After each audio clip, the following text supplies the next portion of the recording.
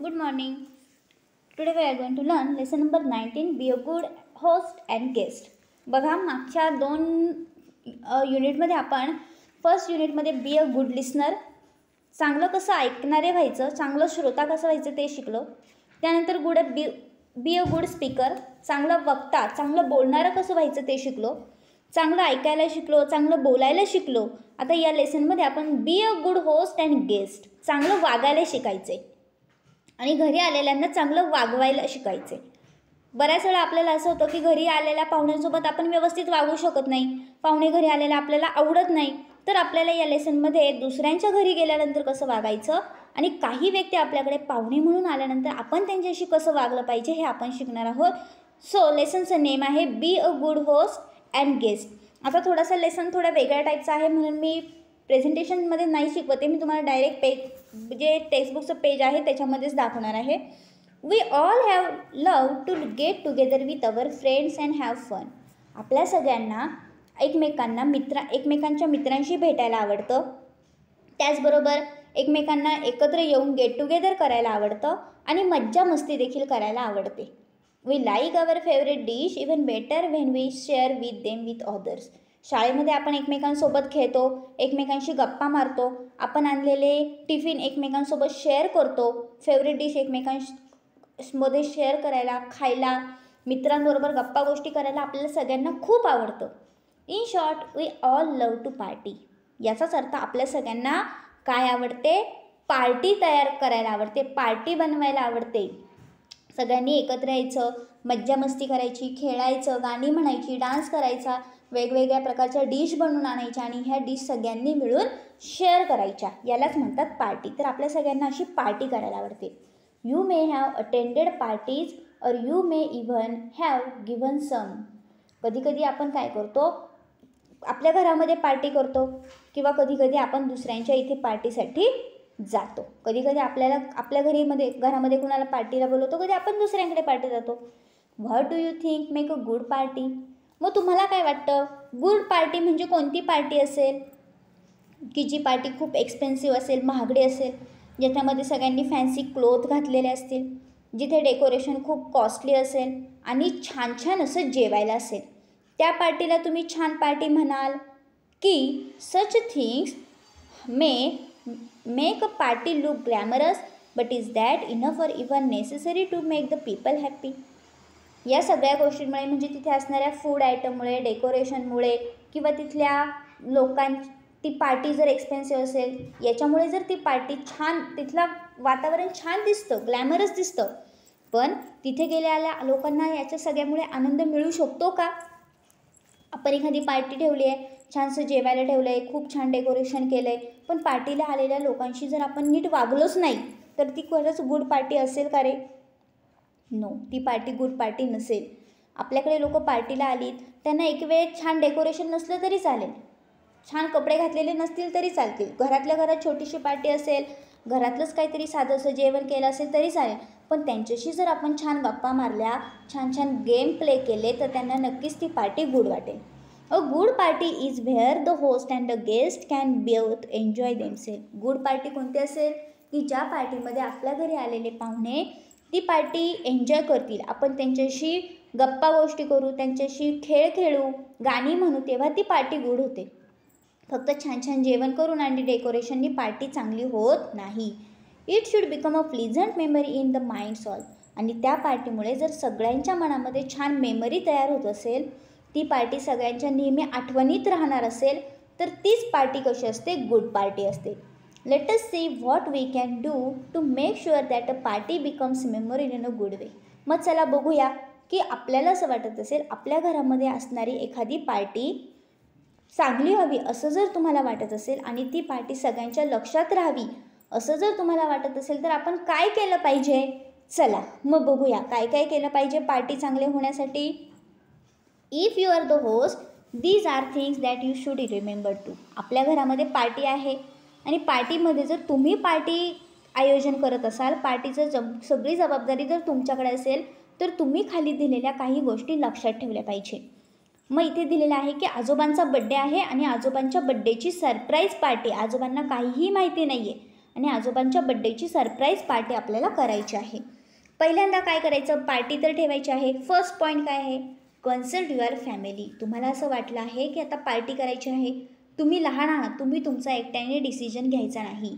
जो डिसिजन तुम्हाला घ्यायचा आहे तो तुमच्या फॅमिली मेंबर्ससोबत बसून घ्यायचा आहे. म्हणून तुमचे जे मोठे फॅमिली मेंबर्स आहेत त्यांच्यासोबत तुम्हाला जी पार्टी ठेवायची आहे त्याच्याविषयी बोला की मम्मी पप्पा आम्हाला अशी अशी पार्टी करायची आहे, आम्ही करू का, whether they like the idea. जर त्यांनी हो म्हटलं तरच पार्टीची तयारी करा. They will help you to suitable time, date, place, menu. मोठ्यांची मदत घेतल्यानंतर आपल्याला अजूनच सुटेबल वाटेल. टाईम कोणता ठेवायचा, डेट कोणती ठेवायची, कोणत्या ठिकाणी पार्टी ठेवायची, किती लोकांना बोलवायचं.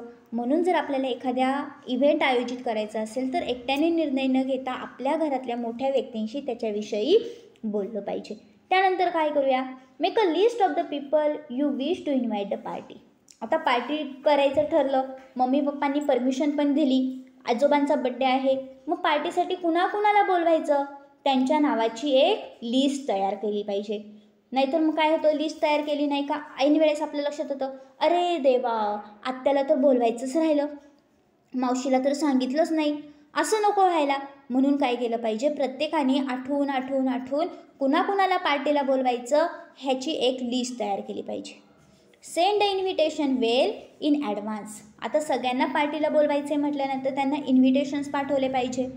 त्यांना इन्व्हिटेशन्स 2 दिवस 3 दिवस आधी गेले पाहिजे, नाहीतर मग पार्टी संपून जाते आणि दुसऱ्या दिवशी त्यांच्यापर्यंत इन्व्हिटेशन पोहोचतं. असं न करता त्यांना इन्व्हिटेशन पोहोचेल योग्य वेळी म्हणून आधीच इन्व्हिटेशन पाठवलं पाहिजे. You may extend an invitation orally. आपण त्यांना फोन करून इन्व्हिटेशन देऊ शकतो किंवा you may send a return invitation, किंवा रिटर्न इन्व्हिटेशन पाठवू शकतो. Make sure that invitation include all the necessary information. Invitation देत असताना लक्षात ठेवायचं की त्याच्यामध्ये सगळी इन्फॉर्मेशन त्यांना सांगितली पाहिजे. नाहीतर सांगायचं आमच्या आजोबांची पार्टी आहे, तुम्ही या.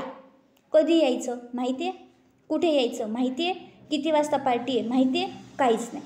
फक्त सांगायचं आमच्या आजोबांची 2 तारखेला पार्टी आहे, या. कुठे यायचं, चंद्रावर नाही. तर ज्यावेळेस तुम्ही इन्व्हिटेशन द्याल तेव्हा ते इन्व्हिटेशनमध्ये ती पार्टी कशासाठी आहे, किती वाजता आहे, कोणत्या तारखेला आहे, कोणत्या ठिकाणी आहे, या सगळ्या गोष्टींची माहिती दिली पाहिजे. मग इथे खाली एक इन्व्हिटेशन तुम्हाला दिलेलं आहे की इन्व्हिटेशन कुणाला दिलेलं आहे, मधू अंकलला, आणि वरती डेट टाकलेली आहे.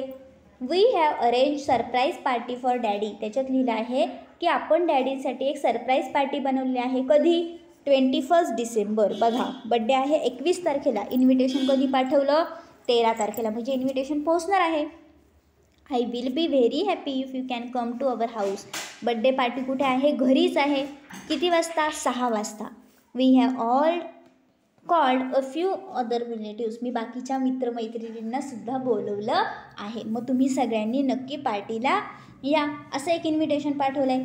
किंवा त्या इन्व्हिटेशनमध्ये काय काय असलं पाहिजे, कुणाला इन्व्हिटेशन पाठवलं आहे, किती वाजता पार्टी आहे, कुठे यायचं आहे, कधी यायचं आहे, असं सगळं लिहिलेलं असलं पाहिजे. आता दुसरं एक इन्व्हिटेशन आहे, I am so excited a surprise party for grandpa. ग्रँडपांची सरप्राईज पार्टी आहे बड्डेची 21 तारखेला, घरीच आहे.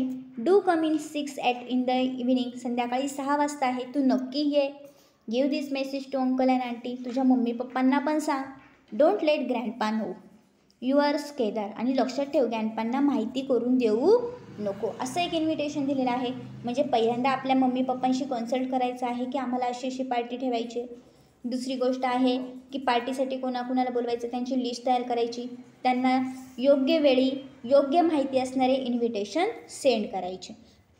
त्यानंतर choose a menu that the all guest will enjoy. आता पार्टी तर झाली, पार्टीसाठी तुम्ही जेवण ठेवणार असाल तर जेवणाचा मेन्यूसुद्धा नीट चांगला चॉईस केला पाहिजे. Remember the story of the fox and the crane. तुम्हाला ती गोष्ट माहिती आहे फॉक्स आणि क्रेनची.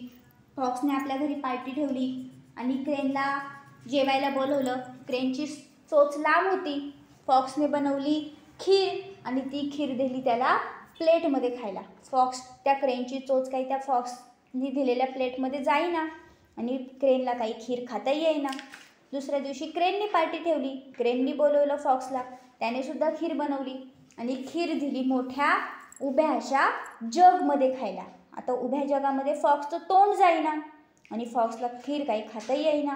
असं व्हायला नको. आपल्याकडे आलेले जे गेस्ट आहे बहुतेक लोकांना वांगी आवडत नाही, काही लोकांना चिकन आवडत नाही. मग अशा वेळेस त्यांना आवडेल असाच मेनू. छोट्या मुलांना जास्त तिखट आवडत नाही, मोठ्या मुलांना म्हाताऱ्या माणसांना जास्त किंवा ज्यांना डायबिटीसचा त्रास आहे ते जास्त गोड खात नाही. मग त्यांना सगळ्यांना सुटेबल होईल असाच आपण काय केलं पाहिजे, जेवणाचे पदार्थ ठेवले पाहिजे. नाही तर लहान मुलांसाठी खूप तिखट, मोठ्या माणसांसाठी अगदी नरम किंवा कडक कडक अशा म्हाताऱ्या माणसांना कडक कडक रोट्या द्यायच्या. खातील का रे कुणीच खाणार नाही. म्हणून सगळ्यांना आवडेल आणि सगळेजण खातील असाच मेनू असला पाहिजे. As a good host you should consider your guest preference first. आणि मग आपण विचारू शकतो प्रत्येकाला फोन केल्यानंतर, किंवा आपल्या घरातली माणसं असतील तर आपल्याला माहीत असतं कुणाला काय आवडतं आहे. मग त्यांच्या आवडीचे पदार्थ आपण बनवले पाहिजे, आपल्या आवडीचे नाही. आपल्याला वांग्याची भाजी आवडते म्हणजे किंवा कारल्याची भाजी आवडते म्हणून आपण कारल्याची भाजी मेनू म्हणून पार्टीला ठेवू शकत नाही. कुणीच खाणार नाही कारल्याची भाजी. Chalk out programme. Will you begin with games or music? When will food be served? जे प्रोग्राम तुम्हाला ठेवायचे आहे ते प्रोग्राम देखील तुम्ही आधीच ठरवून ठेवले पाहिजे. मग त्या प्रोग्राममध्ये तुम्ही म्युझिक घेणार आहात, गेम्स घेणार आहात, किंवा ते प्रोग्राम तुम्ही कधी द्यायचे म्हणजे कधी घ्यायचे आहेत याचं नियोजन केलं पाहिजे. Do you want any decorations? तुम्हाला जर डेकोरेशन करायचं असेल तर ते कशा प्रकारे केलं पाहिजे, ते डेकोरेशनसुद्धा अगोदरच करून ठेवलं पाहिजे. नाही तर पार्टीला लोक यायला लागलीत आणि अजून तुमचं डेकोरेशनच झालं नाही आणि आलेल्या पार्टीतल्या लोकांनाच म्हणायचं ओ जरा मदत करा ओ डेकोरेशनला. असं करून चालणार नाही. Once you have planned about details, आणि मग अशा प्रकारे पूर्ण डिटेल्स प्लॅन केल्यानंतर you can work out how the various task can be done. आणि मग तुम्ही काय करायचं, सगळ्यांनी मिळून कामं वाटून घ्यायची आणि आजोबांसाठी जी काही पार्टी ठरवली आहे ती तुम्ही पूर्ण करायची एकमेकांच्या मदतीने. आता इथे खाली पिक्चरमध्ये दाखवलं आहे की ग्रँडपांना पार्टीमध्ये घेऊन गेले गुपचूप. पार्टीची तयारी झाली आहे आणि मग ग्रँडपांना खूप बरं वाटलं. Wow great, what a surprise. ग्रँडपांना आनंद झाला आहे, कुणीतरी सरप्राईज पार्टी दिली म्हणून. आणि ग्रँडपा मग आनंदाने म्हणतात वाव किती छान माझ्यासाठी सरप्राईज.